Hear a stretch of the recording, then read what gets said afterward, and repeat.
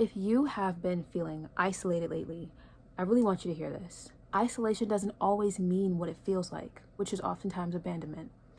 Let's get into it. Hey guys, it's Alasia, aka The Kingdom Babe, and welcome back to my YouTube channel. In this video, we're talking about isolation.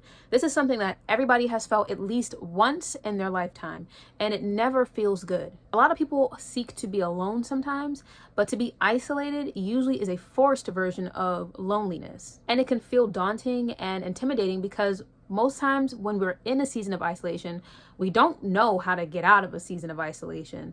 So I really want to speak to those who are in that season. Starting with point number 1. Growth seasons are often quiet.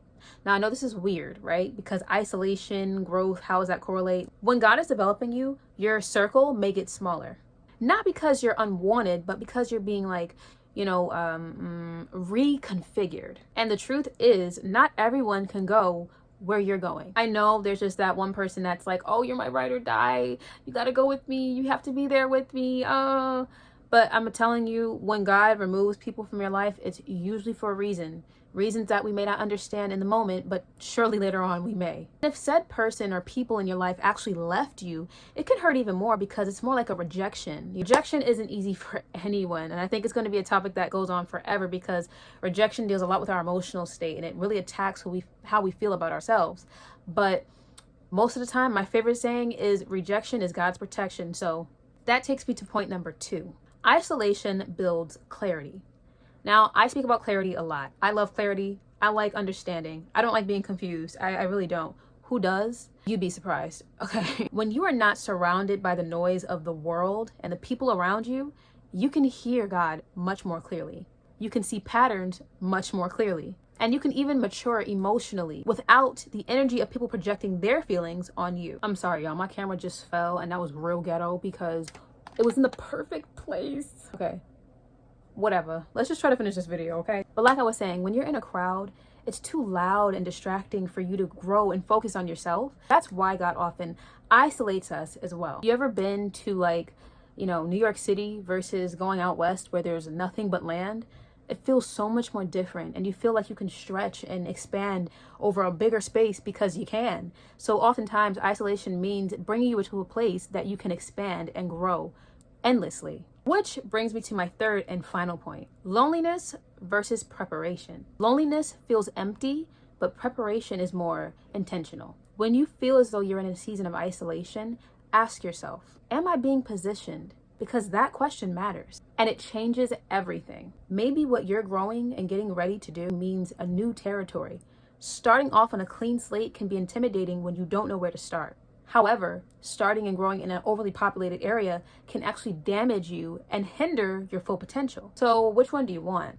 Most of the times when you're preparing to take a test, you don't study at a nightclub. You study in a library because it's quiet, because you can have your own space, because you can be alone.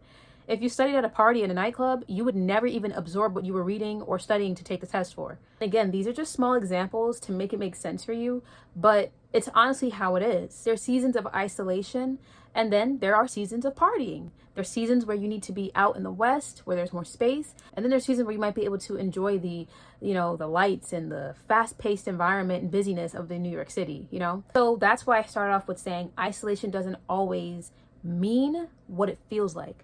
Because isolation can feel like a punishment. Isolation can feel like rejection or abandonment. And it doesn't have to be that. It can be preparation.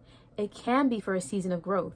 It can be all of these wonderful things. Honestly, it's all about how you see and view the world. It's all about how you are trusting in God to bring you where He wants you to be versus where you want to be. You have to learn how to adjust to God's will and follow in God's way.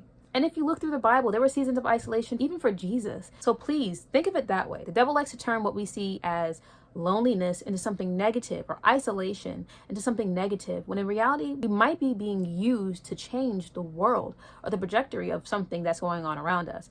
So ask God for clarity, ask God for direction and guidance in your season of isolation. And if you feel hidden, it doesn't mean that you're forgotten. If you want to understand more about how God develops you before He displays you, I have a video for that one as well. I'll link it in the description down below. Check it out when you get the time. As for now, that is all for this video. Thank you so much for watching and tuning in. Don't forget to like this video and share this with someone else who may need to hear this during their season of isolation. Thank you so much, guys, and until the next video, peace.